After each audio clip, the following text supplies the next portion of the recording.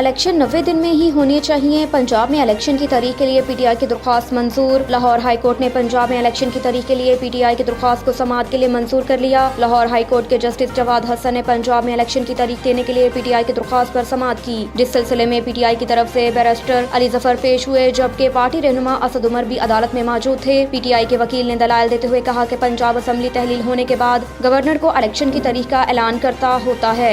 इस पर अदालत ने कहा कि आपकी दरख्वास्त है कि गवर्नर को इलेक्शन की तारीख देने के लिए हिदायत जारी की जाए। इलेक्शन 90 दिन में ही होने चाहिए। सबसे पहले आप इसमें इलेक्शन कमीशन को फरीक बनाएं। अदालत ने सवाल किया कि क्या आपने गवर्नर को लिखा है कि इलेक्शन की तारीख दें। इस पर बैरिस्टर अली जफर ने कहा कि आइन कहता है कि गवर्नर को अपने आइनी फराइज पूरे करने हैं, जिस पर जस्टिस जवाद ने कहा कि ये हम ढूंढ लेंगे कि इलेक्शन किसने करवाने हैं। दौरान समाअत अदालत ने असद उमर को रोस्ट्रम पर बुलाया और आइन का दिबाचा पढ़ाने की हिदायत की, जिस पर असद उमर ने आइन का दिबाचा पढ़कर सुनाया। बैरिस्टर अली जफर ने मौक़िफ़ अपनाया कि कानून के तहत गवर्नर 90 दिन में इलेक्शन करवाने के लिए तारीख देने के पाबंद हैं और हमने गवर्नर को लिखा लेकिन उन्होंने अमल नहीं किया। इस पर अदालत ने कहा कि हमने पाकिस्तान की जमहूरियत के लिए लड़ना है। बाद अदालत ने पंजाब में इलेक्शन की तारीख के लिए पीटीआई की दरख्वास्त को समाअत के लिए मंजूर कर लिया। अदालत ने गवर्नर पंजाब के प्रिंसिपल सेक्रेटरी और इलेक्शन कमीशन को नोटिस जारी करते हुए समाअत 3 फरवरी तक मुलतवी कर दी। असद उमर का बयान। बाद अदालत में समाअत के बाद ट्विटर पर जारी बयान में असद उमर ने कहा कि आज की अदालत की कार्रवाई से ये तो बिल्कुल वाज़ेह हो गया कि सूबाई इलेक्शन तो 90 दिन में होंगे, चाहे इम्पोर्टेड हुकूमत जितना भी भागने की कोशिश करे।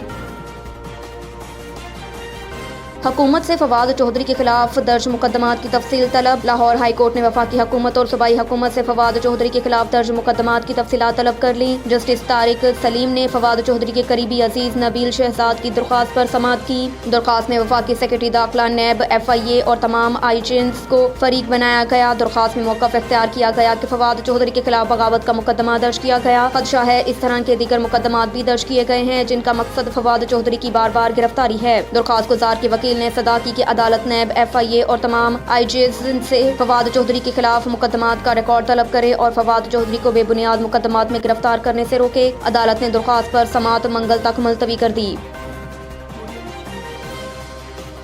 मतरूका वक्फ इमलाक ने शेख रशीद की रिहाइशगाह लाल हवेली को सील कर दिया। मतरूका वक्फ इमलाक रावलपिंडी ने साबिक वज़ीर दाखिला शेख रशीद की रिहाइशगाह लाल हवेली को सील कर दिया। डिप्टी एडमिनिस्ट्रेटर मतरूका वक्फ इमलाक आसिफ खान FIA और पुलिस की भारी नफरी के साथ लाल हवेली पहुंचे और शेख रशीद की रिहाइशगाह लाल हवेली के 2 यूनिट समेत 7 आरजी यूनिट सील कर दिए। वाज़ेह रहे कि मतरूका वक्फ इमलाक की जानिब से शेख रशीद को लाल हवेली खाली करने के लिए नोटिस जारी किया गया था, जिसके बाद अवामी मुस्लिम लीग के सरबराह शेख रशीद ने मतरूका वक्फ इमलाक की जानिब से लाल हवेली के खिलाफ कार्रवाई अदालत में चैलेंज कर दी थी। शेख रशीद ने रावलपिंडी के सिविल जज नवीद अख्तर की अदालत में दायर अपनी दरख्वास्त के मौक़िफ़ अख्तियार किया था कि लाल हवेली और मुल्हक़ा अराज़ी केस अभी ज़ेरे समाअत है। लाल हवेली से बेदखली का नोटिस और कार्रवाई गैर कानूनी है। दूसरी जानिब डिप्टी एडमिनिस्ट्रेटर वक्फ इमलाक आसिफ खान का कहना था कि मतरूका वक्फ इमलाक लाल हवेली को सील करने जा रहे हैं। लाल हवेली समेत 7 अराज़ी यूनिट्स मतरूका वक्फ इमलाक की मलकियत है। लाल हवेली का कब्जा वगसार करवाने के लिए FIA और पुलिस की मदद तलब कर ली गई। आसिफ खान का कहना था कि शेख रशीद और उनके भाई लाल हवेली से मुतल्लिक कोई दस्तावेज़ात पेश नहीं कर सके। डिप्टी एडमिनिस्ट्रेटर वक्फ इमलाक आसिफ खान ने डिप्टी कमिश्नर रावलपिंडी को भी खत लिखा था।